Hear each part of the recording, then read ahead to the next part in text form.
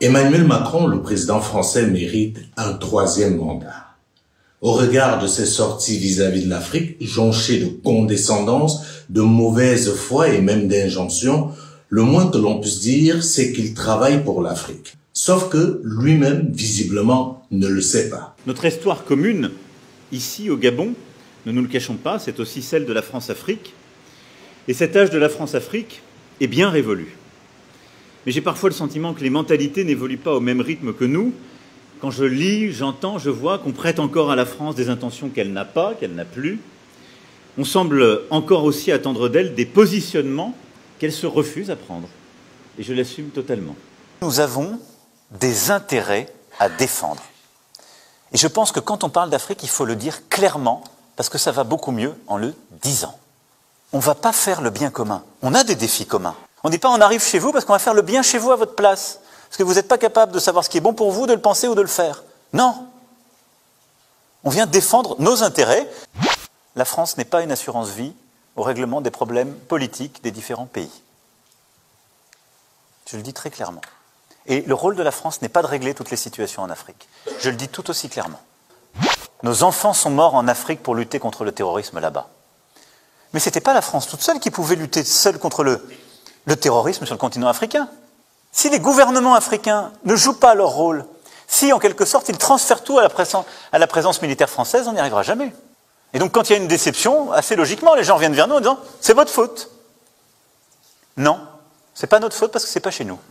Et depuis 1994, et ce n'est pas la faute de la France, pardon de le dire dans des termes aussi crus, vous n'avez pas été capable de restaurer la souveraineté, ni militaire, ni sécuritaire, ni administrative de votre pays. C'est aussi une réalité. Il ne faut pas chercher des coupables à l'extérieur de cette affaire. Et donc, on en est dans cette situation qui a conduit à des drames absolus, à cette deuxième guerre, à des millions de morts, qu'on ne doit pas oublier, à la nécessité aussi, ce qui est une responsabilité qui doit se faire ici, ce n'est pas la France ou d'autres de le faire, de mettre en place une vraie justice, une justice transitionnelle, qui est la clé pour que celles et ceux qui parfois ont tué soient jugés. Et parfois, ils évoluent encore, ils sont là, ils sont encore avec des responsabilités. Comment voulez-vous qu'il y ait une paix durable et de la confiance dans un pays quand la justice n'est pas passée? Ne demandez pas, n'accusez pas la France pour quelque chose qui dépend de vous, là. C'est une réalité aussi. Après avoir écouté ce florilège de déclarations d'Emmanuel Macron sur l'Afrique, loin d'être choqués, les Africains devraient plutôt se réjouir. Car, disons-le, aucun président français n'aura autant travaillé pour la libération de l'Afrique qu'Emmanuel Macron. En réalité, ces propos, qui témoignent d'une grande ignorance de la réalité de ce que c'est réellement l'Afrique aujourd'hui, ont contribué fortement à convaincre même les plus sceptiques sur la duplicité de la politique africaine de la France. Passé maître dans l'art de la contradiction, Emmanuel Macron a permis aux opinions publiques africaines de comprendre où se situent les enjeux et les jeux qui structurent les relations entre l'Afrique et l'Occident d'une part et entre l'Afrique et la France de manière particulière. Nous devons donc, en tant qu'Africains, l'encourager à aller plus loin, parce que plus il le fait, plus nous comprenons où se situent nos véritables intérêts et plus nous pouvons mobiliser nos sociétés civiles afin de rompre de manière décisive et définitive les chaînes de la colonisation. Sur la question des coups d'État, on a très bien compris qu'Emmanuel Macron n'a pas la même définition ou la même perception du coup d'État que l'on se trouve dans un pays A ou dans un pays B. C'est un coup d'État contre un président démocratiquement élu, venant d'une ethnie minoritaire, qui a mené des réformes courageuses, économiques, politiques, sur les plans pour son pays, qui clarifie à peu près tous les domaines, qui est engagé sur tout l'agenda international qui est le nôtre et celui des Nations Unies, et qui est pris en otage dans le palais présidentiel par des putschistes depuis maintenant 1 mois. Alors, on a dit que la France était trop engagée en soutien au président Bazoum. J'entends les gazettes, je lis le commentaire parfois des autres capitales. Mais on ferait quoi si un coup d'État comme ça se passait en Bulgarie ou en Roumanie? On irait dire, il ne faut pas trop s'engager. On va regarder, parce que les putschistes nous ont proposé un Premier ministre. Voilà, on va s'engager, c'est ça la bonne politique. Il ne faut pas être jusqu'au boutiste, on n'est pas chez nous. C'est ça ce que veulent faire les autres capitales? Et on voudrait dire que la démocratie est une idée qui est bonne pour l'Afrique, qu'on ne fait pas de double standard. C'est inadmissible. On a un homme intègre, démocratiquement élu, courageux parce que pour la première fois dans un tel cadre, il ne démissionne pas au péril de sa vie et de celle de sa famille, et on nous explique que la bonne politique aujourd'hui, ce serait de le lâcher. Parce que c'est devenu à la mode. Parce qu'en fait, il faudrait produire local maintenant, même quand ce sont des putschistes. Et de Washington, en passant par d'autres capitales européennes, j'ai entendu des voix, j'ai écouté des journaux, j'ai lu des tribunes qui nous expliquaient « N'en faites pas trop, ça devient dangereux. Ça devient dangereux. » Non, on doit être clair, cohérent. Cohérent. Sinon, qui nous écoutera? Dans quelle capitale africaine on peut dire qu'on a une politique de partenariat avec un dirigeant si quand ils subissent cela, on ne peut pas être en soutien? Donc je pense que notre politique est la bonne. Elle repose sur le courage du président Bazoum, sur l'engagement de nos diplomates, de notre ambassadeur sur le terrain, qui reste, malgré les pressions, malgré tout, et malgré toutes les déclarations d'autorité illégitimes, grâce à l'engagement de nos forces de sécurité intérieure et de nos militaires. Aujourd'hui, avant toute chose, nous voulons exprimer notre préoccupation sur l'évolution de la situation, en condamnant d'abord avec la plus grande fermeté la répression des manifestations et des violences qui ont eu lieu ce matin à N'Djamena. Nous appelons au respect des engagements qui ont été pris par le Conseil militaire de transition, celui d'une transition pacifique, inclusive sur le plan politique. Et je veux être ici très clair, j'ai apporté mon soutien à l'intégrité et la stabilité du Tchad très clairement à N'Djamena. Je suis pour une transition pacifique, démocratique, inclusive. Je ne suis pas pour un plan de succession. Et la France ne sera jamais aux côtés de celles et ceux qui forment ce projet. Le temps est venu de lancer un dialogue politique national, ouvert à tous les Tchadiens. C'est ce qui est attendu aujourd'hui du Conseil militaire de transition et c'est la condition même de notre soutien. Il est donc clair que pour Emmanuel Macron et certaines autorités françaises, le bon coup d'État est celui qui ménage les intérêts de la France. Le bon dirigeant est celui qui obéit à la France. Si vous tentez de vous battre pour votre pays, si vous tentez de revendiquer une quelconque souveraineté, alors vous devenez un mauvais dirigeant et vous êtes accusé d'avoir fait un coup d'État.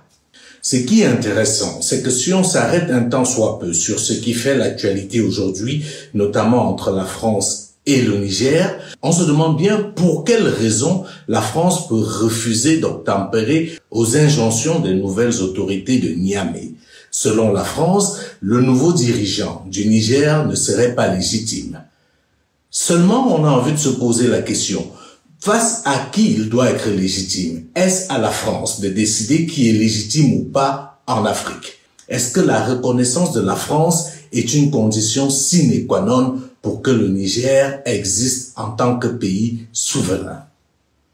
Et de légitimité, parlons-en. Par quoi mesure-t-on la légitimité? Est-ce à dire que pour la France, un dirigeant légitime, c'est celui qui organise des élections truquées, qui emprisonne ses opposants, qui tripatouille la Constitution pour se maintenir indéfiniment au pouvoir?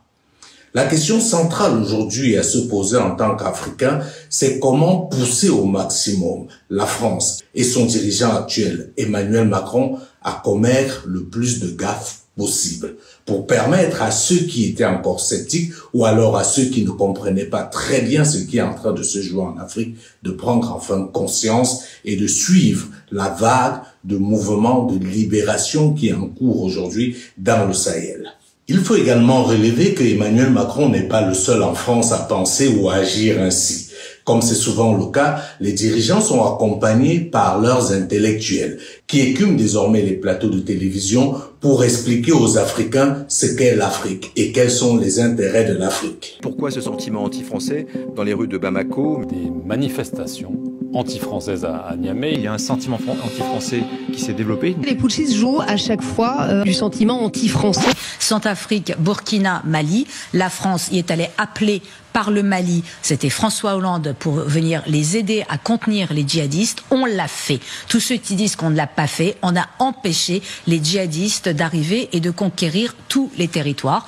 On remarquera que depuis le départ des soldats français, depuis la fin de l'opération Barkhane, eh bien, ils sont de plus en plus là. Et l'une des raisons pour lesquelles ils n'ont pas encore réussi à s'implanter plus que ça, c'est parce que Al-Qaïda et l'État islamique, ils sont en pleine lutte intestine. C'est ça qui les ralentit et c'est certainement pas l'inertie des États africains concernés, parce que c'est ça qui a empêché aussi la victoire contre les islamistes. Et je dis, on ne s'en va pas non plus, parce qu'aujourd'hui, il y a quand même une donnée supplémentaire, et ce sont les mercenaires Wagner. Alors, en termes de pillage des ressources naturelles et d'exaction des populations, on ne peut pas humainement laisser faire ça. C'est-à-dire qu'on abandonne les populations locales prises en étau entre les exactions djihadistes, les exactions des mercenaires Wagner, le tout chapeauté par l'inertie des États. Alors, c'est quand même facile après de venir reprocher à la France de ne pas être à la hauteur des droits de l'homme, de la démocratie, et lui dire, bon, bah, maintenant tu fais tes bagages, tu t'en vas et t'abandonnes tout ce bon monde-là. Un jour, on va reprocher à la France en disant, vous êtes quand même pas beaucoup battus. Et là, en l'occurrence, sur le Niger plus particulièrement, et c'est là où ça me met un petit peu en rage, c'est que le président Mohamed Bazoum est l'un des rares à avoir été élu démocratiquement. Donc là, on parle du président du Niger qui a été destitué par les putschistes. Exactement. Et qui est en prison. En résidence détenue. Voilà, il est détenu, disons-le. Dire le Niger, depuis 1960 et son indépendance, c'est 4 coups d'État. C'est un nombre incalculable de tentatives de coups d'État. Ce président est élu, et je vais vous dire, ce qui est rageant, c'est qu'il faisait le job, familièrement parlant. Je veux dire, il était en pleine dans l'assainissement de l'État, d'essayer d'arrêter la corruption, parce que la manne pétrolière va arriver, parce qu'il faut aussi prendre ça en compte. Il est vrai qu'il y a un risque, que le fondamentalisme islamiste prenne le Niger, gagne encore plus de territoire et menace notre sécurité. Il faut rappeler que nous étions intervenus en 2013 au Mali sur demande du gouvernement malien, puisque ce pays risquait de tomber. C'était pas pour asseoir la présence française, c'était pas pour une opération de néocolonialisme, c'était véritablement pour la liberté, la sécurité et l'indépendance de ces pays. Quand on écoute ces pseudo-intellectuels, ces spécialistes de l'Afrique qui ne connaissent l'Afrique que de nom, on est en droit de se demander de qui se moque-t-on. En réalité, ils sont dans une dynamique de déni. Ils refusent d'admettre que la colonisation est en train de prendre fin. Mais aujourd'hui, contrairement au passé, l'histoire ne sera plus racontée uniquement du point de vue du chasseur. Les lions sont de sortie et ils ont décidé d'avoir leur propre narratif. Jeudi 10 août, les petits bandeurs de muscles de la CEDEAO ont donc de nouveau polluer la planète en se déplaçant une nouvelle fois à Abuja pour un énième sommet extraordinaire de leur syndicat de malfaiteurs. Au sortir de leur réunion, on est toujours au point mort. Ils annoncent l'activation de la force en attente, mais soulignent en même temps qu'ils vont continuer la discussion avec les tenants du pouvoir au Niger. Mais quelle discussion ? Même un écolier de cours moyen 1 sait que si tu donnes un ultimatum à quelqu'un, c'est que tu as fermé la porte aux discussions. Vous avez dit que si vos desiderata n'étaient pas satisfaits, vous feriez la guerre. Vos desiderata n'ont pas été satisfaits, alors maintenant, il ne vous reste plus qu'à faire la guerre. L'heure est à l'écoute pour Paris et ses alliés. Et la presse du Nord doit s'employer à tordre le cou aux clichés. Elle doit pleinement jouer son rôle. Elle doit essayer au moins d'arrêter d'annoncer, de répéter de façon presque mécanique ce que leur disent leurs armées et leur gouvernement. Qu'elle fasse de la propagande dans la guerre en Ukraine en assurant celle-ci d'une victoire certaine, c'est son problème. Cela ne nous regarde presque pas en Afrique. Nous avons nos problèmes à nous qui nous minent et sont plus urgents que de nous engager dans leurs palabres de grande puissance. Les hommes politiques européens, en général et français, doivent arrêter avec leurs médias de monter inconsciemment ou consciemment la jeunesse africaine contre leur continent ou contre la France. C'est eux les principaux responsables de cette brouille. Pour revenir à l'ambassadeur de France qui veut rester au Niger de force, j'ai envie de faire à tous et à toutes un petit rappel mémoire sur la situation entre la France et le Mali au moment où la France a décidé de faire partir Mano Militari, l'ambassadeur du Mali en France. Mais on essaie de nous diaboliser. Mais regardez cette histoire de l'ambassadeur. J'anticipe. Est-ce que vous savez que depuis 2 ans, il n'y a pas d'ambassadeur du Mali en France? Vous savez pourquoi? Non. Parce qu'un jour, le Sénat dans sa grande magnanimité, le Sénat français a décidé d'écouter les ambassadeurs des pays du G5 Sahel. Qu'est-ce qu'ils pensent de Barkhane, de ce qui se passe? Et l'ambassadeur du Mali a commis le crime, entre guillemets, après avoir dit tout le bien qu'il pense de l'armée française, de dire, mais attention, vous avez des éléments de la Légion étrangère qui ont des comportements un peu orthodoxes, qui ne sont pas bien pour l'image de l'armée française. Il a donné quelques détails. Je n'ai pas l'habitude de la langue de bois. Je vais vous parler franchement. Dans ces forces, il y a les officiers, il y a l'armée normale, mais il y a aussi les légions étrangères. Et c'est là le problème. Je vous dis, en vous regardant droit dans les yeux, que par moments, dans les pigalle des villes de Bamako, vous les y retrouvez, tatoués sur tout le corps, en train de rendre une image qui n'est pas celle que nous connaissons de l'armée nationale du Mali. Alors ça fait peur, ça intrigue et ça pose des questionnements. Le président Macron avait promis 200 militaires français de plus à Pau. C'est maintenant 600 et parmi lesquels on a fait appel au 3e régiment de Nîmois, n'est-ce pas, des légions étrangères. Alors, c'est bien parce que c'est connu qu'ils sont âpres à la bataille, ils sont âpres au combat, mais aussi, ils sont aussi âpres au gain.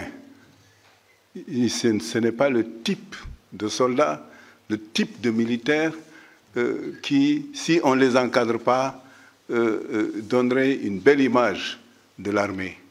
Je laisserai peut-être le soin à mon collègue du Tchad de dire certaines choses sur ce que la Légion étrangère, qui a fait la bataille avec des résultats clairs, de bons résultats, mais parallèlement, il y a des débordements qui, lorsque la population les réalise, ça pose problème. Je me dois d'avoir l'honnêteté de vous le dire. Savez-vous qu'après avoir dit ça au Sénat, quelques heures après, le président a été sommé, menacé de le relever. Le même soir, le ministre des Affaires étrangères a pris un avion pour aller présenter ses excuses. Et l'avion qui a amené le ministre, l'ambassadeur est venu dans cet avion. Et depuis, on n'a pas d'ambassadeur. Non, on n'a pas fait beaucoup de bruit. Mais peu de Français le savent. Les Africains ne le savent même pas. C'est authentique et nous avons proposé, c'est pas faute de proposer un ambassadeur. On n'est pas naïf. Ils ne voulaient pas désigner un ambassadeur sous ce gouvernement. Ils comptaient sur le renversement du régime pour que le nouveau régime qui leur est favorable leur envoie celui dont ils ont besoin. Comme vous pouvez vous en douter, la politique africaine d'Emmanuel Macron ne fait pas l'unanimité en France. Au contraire, il est très critiqué par ceux-là qui connaissent où se situent les intérêts de la France et quelle est l'importance de l'Afrique pour la prospérité de la France. Ceux-là n'y vont pas par 4 chemins et ils osent dire des choses tellement graves concernant Emmanuel Macron et notamment sa politique. Qu'on a à apprendre des Africains. On a besoin des Africains pour un tas de choses. D'abord parce qu'ils sont nombreux et jeunes. Et nous, on est moins nombreux et vieux. C'est nous qui avons besoin d'un coup de main, aujourd'hui. C'est nous qui avons besoin de l'aide des Africains. Donc il est peut-être temps d'arrêter de les mépriser. Peut-être qu'il est temps de commencer à être poli. L'humanisme, c'est ça la vocation universelle de la France, Michel Onfray? C'est une bonne dissertation de classe terminale. C'est ça. On peut envisager. Vous avez 2 heures. Classe prépa, là, mais on n'y croit pas. C'est ça le problème avec Emmanuel Macron, c'est que moi, quand il dit quelque chose, j'attends toujours le lendemain qu'il ait dit le contraire ou fait dire le contraire. On va avoir un ministre qui va nous dire très exactement le contraire. C'est son fameux en même temps. Donc, on l'entend dire des choses sur la colonisation, c'est un crime de guerre terrible, etc. Quelque temps plus tard, sur l'Algérie, il nous dit que c'est une rente mémorielle. Enfin, on a envie de dire, vous êtes où exactement? Donc là, ce soir, il nous parle d'humanisme. Formidable. Mais c'est quoi l'humanisme? Il n'a pas l'air de trop savoir. Ce sont les valeurs, il nous dit les valeurs de la France. Lesquelles? Les valeurs de la France. Il nous dit tout et n'importe quoi. Non, la France, ça n'existe pas. Je ne sais pas si vous vous souvenez. Il nous a dit qu'il n'y avait pas de culture française. Donc après ça, il nous dit oui, non, j'ai pas dit ça. J'ai dit qu'il y avait des cultures en France, et puis etc. etc. Bon, c'est juste un garçon sympathique. On attend qu'il grandisse, et quand il sera un grand garçon et qu'il aura une pensée vraiment faite, construite et constituée, on pourra l'écouter. Moi, je crois ce que je vois. et pas ce que j'entends. C'est-à-dire que c'est le règne du mensonge, c'est le règne du verbe qui ne vaut plus rien, de la pensée, de la parole démonétisée, de la pensée vide et creuse. Moi, je juge désormais les gens sur les actes. Et presque 5 ans d'actes d'Emmanuel Macron font la démonstration qu'il n'aime pas la France, il n'aime pas les Français, il aime le pouvoir qu'il a sur les Français. Il faut aussi, je l'ai dit tout à l'heure, arrêter d'infantiliser ces pays et de les considérer comme des États souverains à égalité de dignité avec la France. Je suis outré de la décision de Macron de refuser d'appliquer la demande formulée par les autorités du Niger, qui est de déclarer persona non grata notre ambassadeur. Macron, donc, je n'ai pas trouvé d'exemple historique pareil. Macron, s'il n'est pas content du coup d'État qu'il y a eu au Niger, à ce moment-là, il rompt les relations diplomatiques, il rapatrie tout le personnel. Mais si il tient compte de ce coup d'État, eh bien, il faut qu'il applique les décisions de la junte, et donc notre ambassadeur déclaré persona non grata, il doit le retirer. C'est plutôt légitime de ne pas reconnaître les autorités putschistes. Mais pourquoi donc? Je vous ai dit tout à l'heure que, par exemple, au Venezuela, Macron s'était précipité pour retirer, et puis, dans combien de cas? Est-ce que, par exemple, au Gabon, est-ce qu'on va reconnaître ou pas les nouvelles autorités? Ce que je crains beaucoup, c'est que les États-Unis sont en train en ce moment ils s'aperçoivent que la France est l'homme malade du monde parce qu'on a un Olybrius à la tête de la France qui est quelqu'un d'une extraordinaire incompétence, mais il est d'une incompétence crasse, Macron. Et puis en plus, c'est quelqu'un c'est un malade mental à la limite, hein. Donc, Asselineau, je rappelle que vos propos. Oui, ça n'engage que moi, mais je l'ai déjà dit. Nous sommes aussi. Et d'ailleurs, je pense qu'énormément de gens pensent la même chose que moi. Le problème qu'il y a, c'est que je pense que les Américains se disent la France en ce moment est l'homme malade du monde et on va en profiter pour mettre la main sur son influence dans l'Afrique de l'Ouest. C'est exactement ce que je pense. D'ailleurs, au Gabon, Ali Bongo, qui était le fils de Omar Bongo, s'était beaucoup rapproché, comme par hasard, des États-Unis. Et d'ailleurs, vous savez, né à la barbe de la France, avait fait entrer le Gabon dans le Commonwealth britannique. Donc, il y a actuellement des manœuvres très importantes géopolitiques, beaucoup plus venues en fait des États-Unis que de Russie pour chasser la France de notre influence dans toute l'Afrique. C'est d'une gravité exceptionnelle et pendant ce temps-là, on nous parle de tester l'uniforme à l'école. Voilà. Comme nous avons l'habitude de le dire, cette guerre est aussi et avant tout une guerre de communication. C'est pour cela que les Africains ne doivent plus se laisser berner par ces pseudo-spécialistes qui croient connaître l'Afrique. Je vous propose d'en écouter un. Il s'appelle Hubert Degris. C'est un ancien ministre français. En réalité, je commençais par rappeler qu'ils sont indépendants depuis 60 ans. Ce sont des pays indépendants. Donc ce que la France fait dans ces pays depuis, bien ou mal, à tort ou à raison, c'est à leur demande. À leur demande. Il faut avoir ça en tête. Comme le disait le président Obama plusieurs fois en Afrique, le président Obama, ces pays sont indépendants depuis très longtemps, il faut qu'ils arrêtent de raconter que leurs problèmes sont liés à un très lointain passé, ils sont responsables. Ça, c'est la première chose. L'autre chose, c'est que au moment des décolonisations, qu'on a oublié, mais on aurait tort d'avoir honte de ce qui s'était passé entre la France et Senghor, la France et Houphouët-Boigny, c'est-à-dire les gens à l'origine qui demandaient que la France reste, pour les dispenser d'avoir à faire des armées, qui feraient des putschs. Bon, ça, c'est la toute première période, bien avant même la France-Afrique, qui a été critiquée à juste titre, qui a d'ailleurs disparu depuis belle lurette, puisque plus personne en France ne connaît l'Afrique. Alors, ce genre d'incongruité qui sort de la bouche d'une autorité qu'on pourrait croire avisée ne devrait pas nous prendre à défaut. Cela devrait nous conforter dans le fait qu'il est plus que urgent de décoloniser la France et certains Français qui n'ont pas encore compris que nous ne sommes plus à l'époque de la colonisation et que la nouvelle génération d'Africains ne compte plus se faire dicter la conduite à tenir. Le fait de mentir ainsi, aussi éhontement, traduit juste soit de l'ignorance, soit de la mauvaise foi, soit les deux. Mais quoi qu'il en soit, le problème de l'Afrique, c'est pas les autres. Le problème de l'Afrique, ce sont les Africains. C'est à nous de prendre conscience de la situation aujourd'hui et de ne pas jouer le jeu des pleureuses qu'on est en train d'écouter aujourd'hui au niveau de certaines autorités françaises ou de leurs spécialistes qui essayent de les accompagner dans leur sombre besogne. L'Afrique aujourd'hui va se libérer par les Africains et avec les Africains. L'Afrique va choisir avec qui il veut collaborer, va choisir qui seront ses futurs partenaires, parce que c'est le seul moyen d'arriver à atteindre les objectifs qui sont les nôtres. Pourquoi Emmanuel Macron est une véritable chance pour la libération définitive de l'Afrique? Parce que justement, contrairement à ses prédécesseurs, notamment les plus récents, Nicolas Sarkozy, François Hollande, lui, il reste cohérent dans son incohérence. Il reste cohérent dans son déni d'admettre que l'Afrique est en train de changer et qu'on ne peut pas soutenir un coup d'État à gauche et le condamner à droite. Que seuls les peuples d'Afrique sont à même de décider quel dirigeant est légitime ou pas. C'est pas à la France de donner des bons de légitimité dans les pays africains. Raison pour laquelle nous devons le prendre au mot. Emmanuel Macron parle beaucoup, il fait beaucoup de déclarations, il joue au président décomplexé. Et comme ses prédécesseurs, il a longtemps annoncé qu'il voulait mettre un terme à la France-Afrique. Sauf que, contrairement à ses prédécesseurs qui savaient quelle était la réalité, quel poids pesait l'Afrique dans le développement de la France, dans l'émergence de la France, une fois aux affaires, ils s'abstenaient de ce genre de discours. Ils essayaient effectivement de faire de la langue de bois et ils faisaient même à certains égards, un véritable rétro-pédalage. Mais Emmanuel Macron, il a la fougue. Il a envie de parler, alors on va l'amener à parler. Il a envie de dénoncer, alors on va l'amener à dénoncer. Il a envie de montrer qu'il est différent, alors on va l'amener à montrer qu'il est différent. C'est un véritable atout que nous devons saisir de toutes nos forces parce que nous ne sommes pas sûrs que nous aurons encore une autre occasion.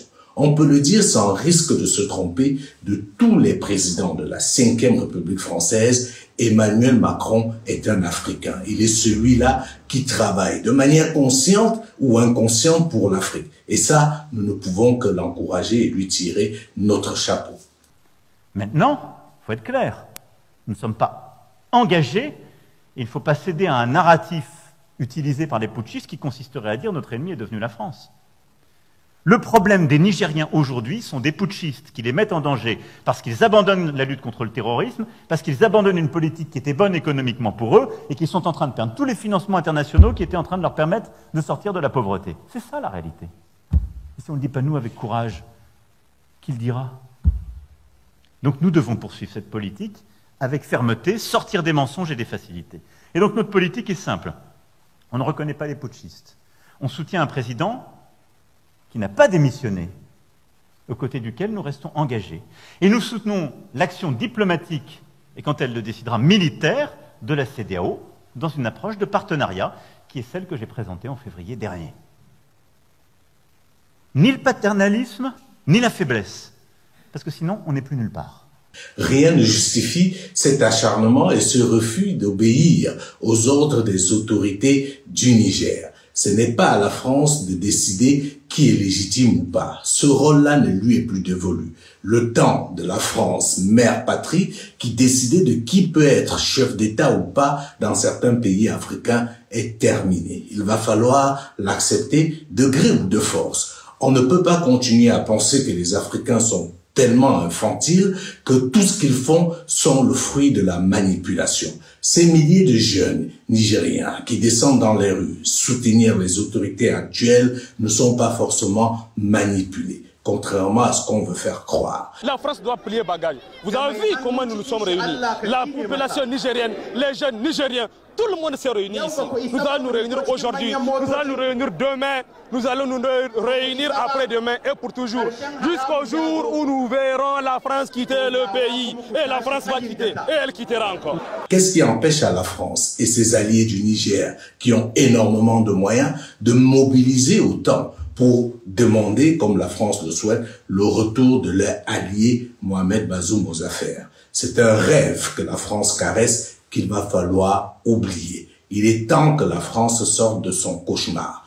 Pour ce qui est du Niger, il est très probable que Mohamed Bazoum ne reviendra plus aux affaires. Seuls les nostalgiques, seuls les paternalistes peuvent continuer à tenir ce genre d'espoir. Ce qui est curieux également à relever, c'est qu'on va voir les attitudes de la France totalement différentes d'un pays à un autre, sans aucun état d'âme, à croire que les Africains sont totalement ignorants pour ne pas observer cette manipulation. on peut condamner un coup d'État au Mali alors qu'on l'a célébré quelques mois avant. Parce que très souvent, on oublie que le premier coup d'État du Mali, qui avait réussi à mettre en place l'ancien général Bandao, avait été adoubé par la France. D'ailleurs, ce dernier avait été reçu à l'Élysée parce que la France, à l'époque, espérait pouvoir récupérer à son compte ce coup d'État ou alors cette révolution populaire qui avait eu lieu au Mali. Mais quand elle s'est rendue compte, avec le deuxième coup d'État que les autorités actuelles avaient appelé la rectification, qu'elle n'avait plus le contrôle, elle s'est découvert une passion pour dénoncer les coups d'État.